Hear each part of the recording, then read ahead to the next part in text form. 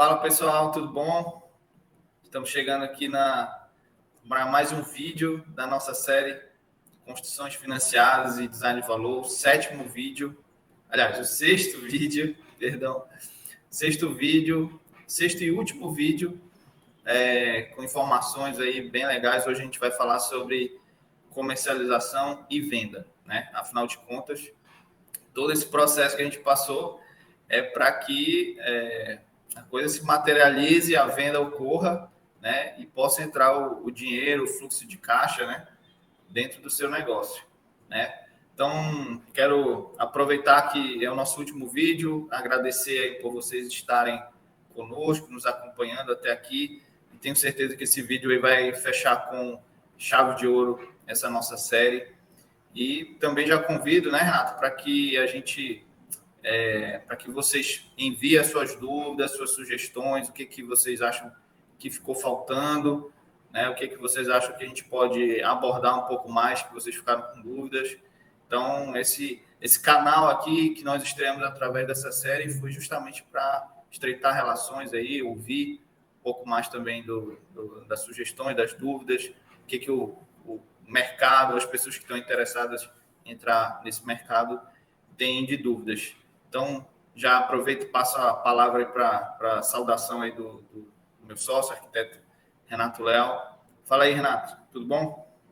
E aí, pessoal, tudo bom? Bom dia, William. Bom dia, boa tarde, boa noite para quem está ouvindo aí. Muito obrigado por terem acompanhado até aqui. Vamos para mais uma conversa aí para desvendarmos, né, essa que seria a construção financiada e o design de valor para a gente fechar com a chave de ouro. É isso aí. Bom, comercialização e venda. Renato, quando a gente finaliza ou está em processo de finalização do imóvel, né? No vídeo passado nós falamos um pouco sobre a parte da construção, do orçamento, da mão de obra. Fechou a casa, finalizou a casa. O que você diz aí? A partir de que momento, nesse processo de construção, a gente já pode começar a pensar nessa parte da comercialização? Eu sei que o principal documento, né, para que desse start aí, com certeza é o ABITS, né? Tem pessoas que conseguem, né, vender na planta, isso vai muito de mercado para mercado, né? Tem imóveis que estão no processo de construção e já consegue fazer ali uma venda casada para que quando venda casada no bom sentido, claro, né, uma venda já aguardada para quando aquela unidade estiver pronta, mas muitos mercados, né, e o mercado, né, no Brasil, no Norte e Nordeste tem muito disso, de querer ver, né, a unidade pronta, né, antes de fechar o negócio. Então, conta aí para a gente como é que dá o start desse processo. Antes disso, William, gostaria de esclarecer a seguinte situação. Tem gente que está nos ouvindo aqui que quer construir para sua própria moradia, né? Esse vídeo, especificamente, nós vamos tratar com aqueles que iniciaram as obras e têm uma pretensão de vender o imóvel. Sim. Aí, nós entramos na questão de que o empreendedor, né, ele precisa, lá no estudo de viabilidade, quando ele tira o valor do imóvel como se pronto estivesse. Isso, Primeiro a gente fala justamente. sobre isso. Justamente. Então, nós, com base naquele valor, ele já tem uma ideia do quanto ele vai vender. Então, especificamente, falando para os nossos amigos empreendedores, sim, você precisa já estar com a obra, além dela estar redonda, né, não pode ter nenhum tipo de vício construtivo, porque nessa etapa já vai praticamente para a avaliação do imóvel, já para você vender para uma outra pessoa, né? Então, dependendo de como for a venda da casa, por exemplo, você pode ter financiado por um determinado banco, mas a pessoa que quer comprar vai financiar por outra instituição. Então, o imóvel tem que estar redondo, não pode ter nenhum tipo de vício construtivo, para todos os efeitos, nessa fase, nós estamos considerando que a construção foi desenvolvida com as melhores técnicas possíveis para ela não ter nenhum tipo de problema, ok? Então, essa daí é uma observação importante de ser feita. A seguir, tendo a BITS da casa já no ponto, você vai começar a ver outras documentações. Por exemplo, a questão do CNO da obra, tem que fazer a conclusão do CNO junto à Receita Federal, que é onde vai incidir o INSS e os impostos sobre da casa que você acabou de construir, né? Então, tem dois aspectos aí. Se a casa foi feita na forma de empreitada com alguma empresa, então, se essa empresa emitir a nota fiscal, já não vai precisar pagar nenhum tipo de imposto extra na questão do CNO, tá? Porque você vai chegar lá e apresentar a nota fiscal. Se não houve nenhum tipo de contratação com empresa, se foi na pessoa física, se você contratou, por exemplo, na forma de carteira assinada, você vai ter que apresentar os comprovantes de recolhimento de INSS e todos os tributos que incidem, que é o que a gente chama de leis sociais, lá junto à Receita Federal. Agora, se não houve nenhum tipo de negociação desse tipo, a Receita Federal vai cobrar, vamos dizer assim, uma espécie de valor em cima do metro quadrado que foi construído para você poder pagar. Ou seja, não tem como, no final da obra, os impostos e leis sociais, a contribuição tem que ser paga. Não tem como fugir disso daí. E daí, pagando essas contribuições, junta toda a documentação com a BITS, o alvará de obra, leva no cartório para poder dar entrada. E fazer a averbação da construção. Sem averbação de construção, poucos bancos estão financiando hoje sem averbação de construção. Então, é um item que tem que ser tomado cuidado, até porque, William, quando você prepara um empreendimento desse tipo, ele tem que estar apto para ser financiado em qualquer tipo de banco. Sim. Concorda comigo? Concordo. E aí, já puxando algumas dicas aí, para resumir essa tua fala, que foi bem importante. Primeiro, a questão, né, do CNO, dos impostos. Tem que estar, isso já tem que estar na conta lá, como você falou, na viabilidade, né? Não adianta chegar no final, você querer vender a unidade por um valor X e não ter previsto, né, esses impostos aí. Então, a gente tem uma média aí que esses impostos variam, né, de 8%, 10% a 12% aí do valor do imóvel, né? Então, tem que já ter previsto isso na sua viabilidade para que, quando chegue lá no momento da venda, já comeu, né? Você não previu isso, já comeu uma parte do seu lucro. E a segunda dica é isso que você falou, a questão do cartório, a questão de você ter as áreas todas averbadas, certinhas.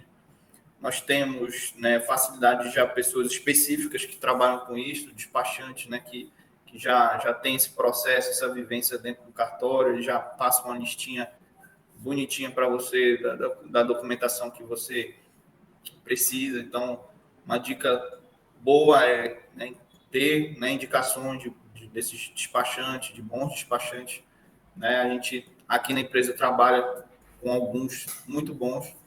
Então, resumindo aí essa primeira etapa sua, essa abordagem, eu frisaria esses pontos.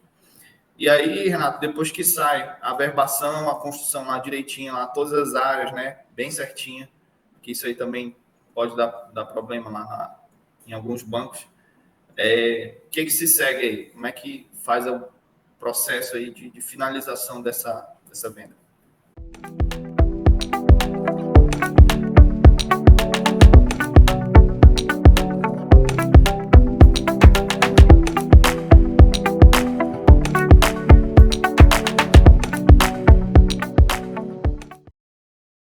tem que fechar as parcerias, né? Fechando as parcerias, aí tem duas alternativas de parceria com os corretores. Ou você fecha uma exclusividade com alguma imobiliária, ou você congrega vários corretores, faz a apresentação do produto. Essa apresentação do produto ela pode ser feita logo quando você aprova o financiamento, você já pode colocar à venda. Dependendo da cidade, por exemplo, recentemente fizemos um empreendimento em Castanhal que os corretores disseram, não, quando você acabar o imóvel, tiver tudo ok, aí nós vamos levar os clientes para a gente verem. E a gente consegue fazer a venda. Ou seja, o cliente quer ver o imóvel pronto. Se fosse, por exemplo, aqui em Ananindeua, como tem uma demanda reprimida maior, por exemplo, o corretor consegue vender na planta. A planta e o memorial descritivo. Então, tudo isso daí pode ser visto durante o desenrolar da obra. De que forma vai ser vendido? Agora, chegando no final da obra, como é o que a gente está tratando aqui agora, já tem, você forma as parcerias e os parceiros começam a levar os potenciais clientes para visitar a casa. Abre a visitação, se você imaginou no seu produto entregar, por exemplo, fez alguma parceria com alguma loja de modulados, que pode ser feito, de repente o pessoal lá da loja de modulados pode colocar uns modulados básicos na cozinha para o cliente ver como é que vai ficar. Então, já pode ser uma ação promocional para chamar a clientela para fazer a negociação, iniciar a negociação, né? Então, chamar os parceiros para que eles estejam próximos e facilitar a venda ao máximo, né? E aí entra numa seara, William, que é uma seara, digamos assim, mais, vamos colocar assim, delicada para todo empreendedor. Chega o cliente lá e ele quer o choro, faz o choro, né? O famoso choro, para vender o imóvel, pegar um descontinho lá. Então, a maioria dos empreendedores já seleciona lá um percentualzinho lá que ele pode dar de desconto, que vai poder gerar aquela sensação de que para o cliente que ele fez um bom negócio, né? Então, é sempre bom prever esse percentual, mesmo, ainda que ele seja pequeno, para que possa gerar uma negociação onde todos sintam e vejam que foi algo bem feito e negociado. É isso, William? Isso aí, isso aí. Tem que prever, né? Essa margem de negociação. E aí, como você citou dois exemplos aí, né? De cidade, de perfil, de público, isso aí é muito importante, porque quando você foca num determinado público, né? Determinada clientela, o seu produto, né? Olha só como a gente está fazendo o link aqui do último vídeo com o primeiro que a gente falou da viabilidade. Então, na viabilidade, né, já estava previsto ali qual o público que eu quero atingir, qual o perfil, né, de imóvel, né, o padrão, o tipo. E aí tem aquele perfil de cliente, por exemplo, que ele quer se mudar para ontem, né? Então ele só vai comprar um imóvel já pronto, bonitinho, perfumado, com modulado lá dentro, como tu falou, com a chavezinha já na porta lá, só esperando para ele se mudar, né? Que ele tá doido para sair do aluguel. Às vezes é aquele perfil de cliente que a renda dele varia muito, que ele pode ter algum comprometimento de renda. Então, um mês ele está com o nome bonitinho. No mês seguinte, ele já comprou alguma coisa, aconteceu alguma coisa que ele teve que tirar, fazer um financiamento, um empréstimo, um consignado, ou ele fez uma conta aí no cartão de crédito para comprar alguma coisa. Então, esse perfil do cliente, que ele tem um pouco menos de previsibilidade, ele fecha naquilo que já está pronto para ele mudar e morar. Então, o imóvel tem que estar pronto, tudo certinho, né, para que a venda saia. Tem que ter essa margem de negociação, né, tem que ter o subsídio, né, então, para os programas, né, de financiamento, é muito importante para esse tipo de cliente. E tem aquele outro padrão de imóvel, outro tipo de cliente que ele está tranquilo, ele tem uma renda boa, então ele pode pagar um aluguel, ele gostou do projeto, gostou da localização, ele fecha aquele negócio ali para segurar, mas ele tem uma possibilidade de aguardar e ele tem uma certa estabilidade que não vai interferir daqui 3 meses, 4 meses, 6 meses que a obra estiver pronta para ele fazer o processo de mudança. Então, essa característica aí na comercialização, né, Renato, do perfil do cliente, né, da localização do imóvel, enfim, tudo isso já tem que estar pensado. O empreendedor, aquele que quer construir, ele não pode estar leigo, a parte desse tipo de característica, né, de cada produto, de cada cliente, de cada localidade, como naquela localidade se trabalha. Então, e aí esse contato, como você falou, com o corretor é importante, porque ele está no dia a dia ali lidando com o cliente, então ele sabe o que o cliente exige, o que ele pede em cada tipo de situação. Não é isso? Isso, com certeza. Inclusive, o corretor é um agente, digamos assim, importante, né? Para você ter uma parceria de longa data com os corretores, você tem que fazer uma coisa bem feita, né? Já cansei de conversar com alguns corretores aí que botaram o imóvel à venda e venderam, fizeram a sua parte, daqui a tantos meses apareceu um problema no imóvel. A pessoa que está morando, às vezes nem liga para o dono ou o engenheiro responsável da obra, já liga direto para o corretor. Então, o corretor está na linha de frente e Sim. o anseio dele é vender um produto de qualidade, né? Sim. Então, quando você começa a fazer, se você se arriscar a fazer produtos que não tenham qualidade, os corretores não vão querer vender mais o seu produto. Isso daí você pode ter certeza. Exatamente. Então, é importante também você ter todos aqueles passos, né, que a gente falou no vídeo anterior, para que tudo já saia bonitinho. Até porque o corretor, ele tá, cada venda, ele precisa fazer cada venda para garantir o dele, né? Então, ele não vai ficar perdendo muito tempo se o seu produto é ruim, se ele não tem a qualidade boa, que ele sabe que ele vai demorar a vender, sendo que ele tem outros aí que é mais rápido, vai girar mais rápido. Ele quer vender, ele quer fazer o negócio. Então, o seu produto vai ficar lá para o final da fila. Então, muito importante esse toque aí que você deu. Bom, então aqui para ir seguindo aqui nossa linha de raciocínio, a gente já está praticamente na metade do vídeo. Depois que o corretor vai lá, faz o papel dele, traz o cliente gosta, vai fechar negócio, aí entra um outro parceiro, né? Lógico, aí depende do banco, né? Mas, por exemplo, para quem vai financiar na Caixa, né?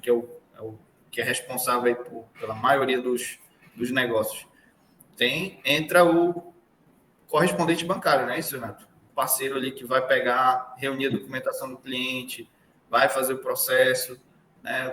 Vai rodar, né? A gente chama o termo rodar o cliente para ver a contratação. O que tu pode dizer aí, falar para a gente sobre esse parceiro aí? Quanto mais experiente for esse parceiro, melhor, né, William? Sim. A gente tem contato com inúmeros correspondentes e o que é que a gente vê? Que dependendo de como... No caso das construções financiadas, como já é, digamos assim, uma fase onde, teoricamente, o produto está redondo, né? Não tem tanto bicho de 7 cabeças. Mas ontem mesmo estive conversando com um correspondente que pega a situação, por exemplo, de imóveis que precisam ser financiados e envolvem herdeiros, enfim. Então, nesse caso aí específico, a experiência do correspondente conta muito. Mas, quando você tem trabalha diretamente no correspondente, você tem a oportunidade, digamos assim, de agilizar o seu processo. Por quê? Se você procurar o gerente da agência, o gerente está atoladíssimo de coisa para fazer lá dentro da agência. Uhum. Então, há uma tendência hoje dos gerentes transferirem toda essa parte de análise documental, aprovação do cliente, pedido de laudo, tudo isso já faz direto com o correspondente. Então, o correspondente sendo uma pessoa ágil, responsável, que tem seus processos bem definidos, sabe que você vê que o processo vai andar, esse correspondente é o ideal para você entregar o seu processo, William. Experiência aí, eu entendo com isso também a organização, né, do correspondente. O correspondente tem que ser organizado, porque o correspondente, às vezes, organizado, ele vai te passar uma... Porque, assim, principalmente, vamos falar aqui da Caixa rapidamente, abrindo parênteses, a Caixa, ela, algumas vezes, ela vai mudando, né, vai saindo aí as portarias, aí, as orientações, né? Então, a documentação às vezes muda, o enquadramento do cliente muda. Então, é bom o correspondente ele está sempre antenado para ele te passar já uma lista, né? Um checklist ali certinho, olha, a documentação do cliente que a gente vai precisar é essa, o imóvel, o enquadramento dele é esse. Então, às vezes o tipo de comprovação de renda daquele cliente muda de um tempo para outro, às vezes estão aceitando os documentos, às vezes já não estão mais aceitando. Assim, coisas, detalhes, né, como até a forma como esse documento é enviado para o banco, né, com qualidade, com certeza, com uma cópia legível, né, às vezes são detalhes que faz o processo bater lá, voltar, e nisso se perde um tempo, e o cliente, como eu falei, dependendo do perfil do cliente, ele tá vendo várias frentes, ele quer se mudar rapidamente. Então, às vezes não deu ali, ele está vendo outra situação. Então, é muito comum essa pressa, né, para que essa celeridade ocorra, para que você não perca o cliente. Né? Você não perca o cliente. Bom, Renato, então, a gente... Né? Acho que a gente abordou aqui bastante temas, aí, bastante coisas. É lógico que não dá para aqui no vídeo aqui rapidamente abordar com profundidade todas essas situações, mas aqui a gente quer dar um panorama, né, para que quem está começando entenda os percalços, tenha enfim, uma percepção, né, melhor de tudo que envolve, né? Então, são 6 vídeos, né? Então, dá para ver bastante coisa, tem bastante informação.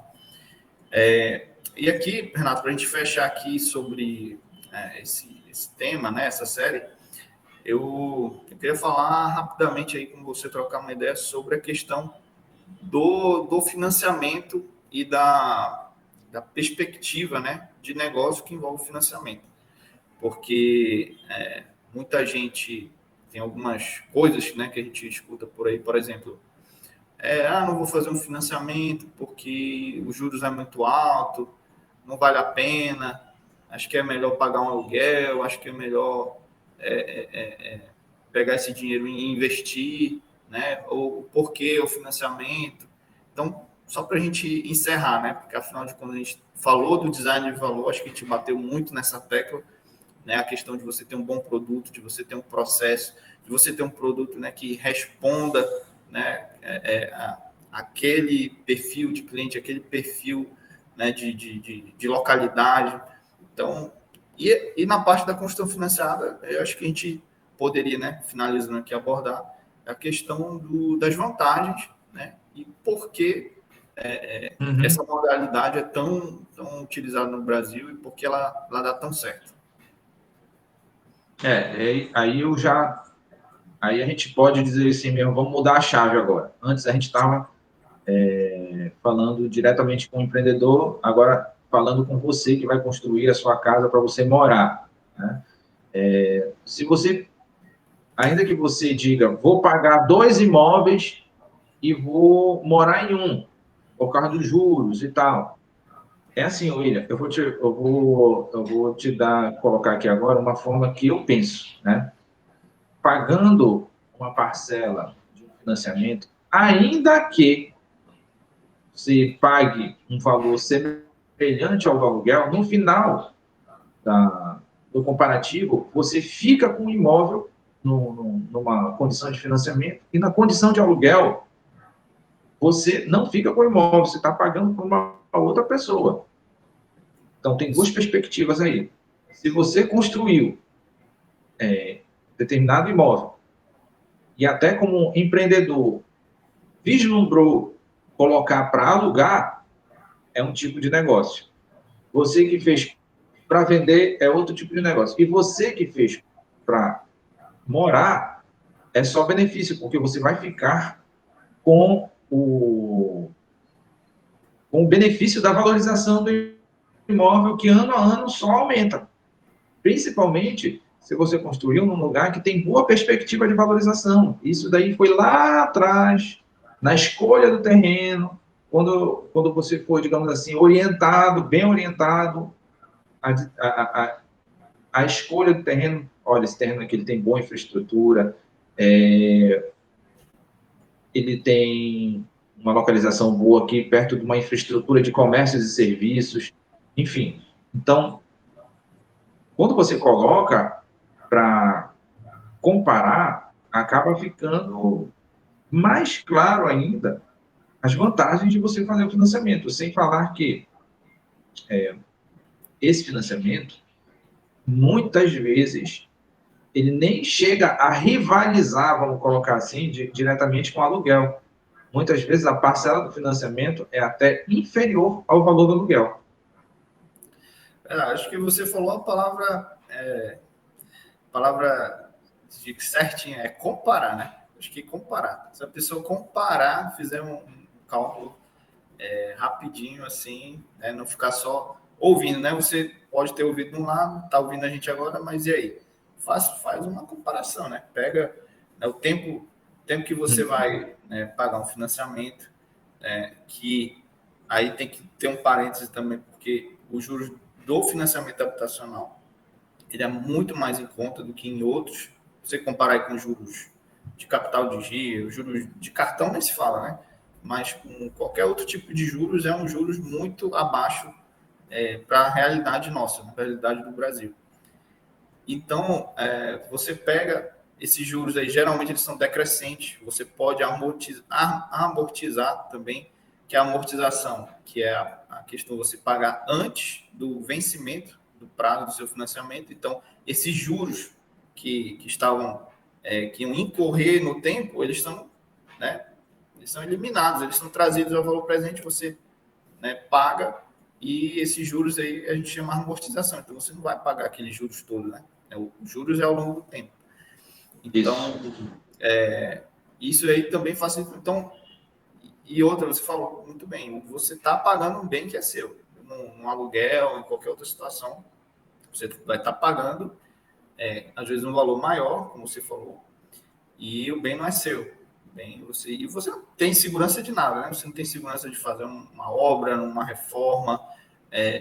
O dono pode pedir o imóvel, né, no final do contrato. Então, é uma insegurança. E num país como o nosso, que a gente tem um perigo ali sempre à espreita, que é a inflação, que são crises, né? Então, o imóvel ele acaba sendo uma segurança. Então, depende muito do perfil do cliente. Se for um cliente que tem uma segurança, tem já um imóvel próprio, ele vai comprar para investir? Não, ele pode, se tiver muito dinheiro, ele investe em outros lugares para trazer uma rentabilidade. Aí tudo ok. Mas falando da realidade de 90% dos brasileiros, vamos dizer assim, é muito negócio, né? É muito bom você fazer o financiamento e, lógico, se preparar financeiramente para tentar amortizar para que esses juros aí diminuam ao longo do tempo. Então, eu acho que assim, vale para quem esse parênteses aqui que a gente está fazendo, nesse adendo, vale para quem vai comprar o seu imóvel próprio, mas vale também para quem está pensando em investir e está dizendo assim, pô, será que vale a pena? Será que isso aí já não passou? Será que o perfil, a cabeça do público já passou esse negócio de comprar casa própria? Será que ainda tem esse apelo todo, né, no país? Então, eu acho que vale também para você que estava, né, com uma certa dúvida aí, ainda receoso. Acho que espero que a gente, com essa explanação aí, consiga trazer um pouco mais de luz aí, né, Rafa?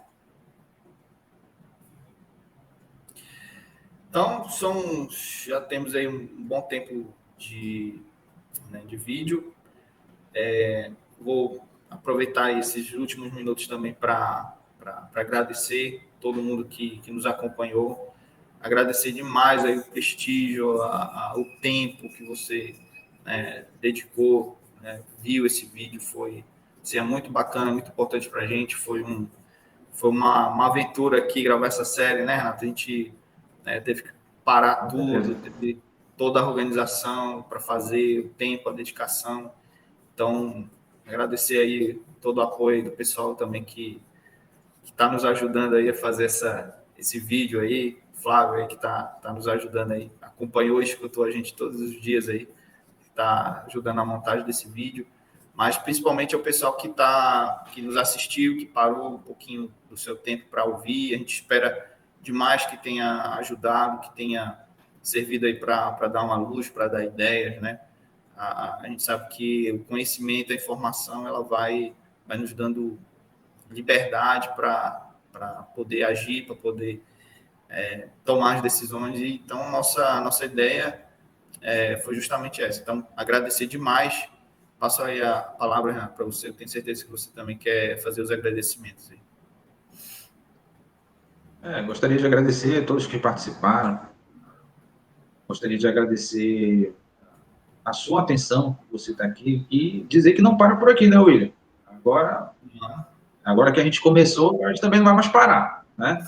Então, frequentemente, nós estaremos aqui pelas redes sociais, trazendo novos conteúdos para que você comece a se familiarizar, você que precisa se familiarizar, porque você está pretendendo fazer algo, construir algo, você vai encontrar subsídios que lhe ajudem na sua tomada de decisão. E se você quiser conversar conosco, nosso canal está aberto, nos procure, nós temos o nosso site, lá tem os nossos contatos, você pode vir no nosso escritório, seja em Belém, seja em Recife, e estamos abertos para tomar um café com você também. Né, William? É isso aí. Pode nos acionar aí nas redes sociais, né? Fazer os comentários aqui nesse vídeo. Tem o nosso Instagram também, que você pode mandar um direct. No site lá tem nosso WhatsApp, e-mail. Então, o canal está aberto aí. Qualquer dúvida, qualquer necessidade que vocês tenham, a gente está aqui de portas abertas. É isso? Então, pessoal, muito obrigado. Obrigado. E finalizando aqui, a gente vem com mais conteúdo aí para frente. Se Deus quiser, a gente vai estreitar ainda mais essa relação. Um abraço. Tchau.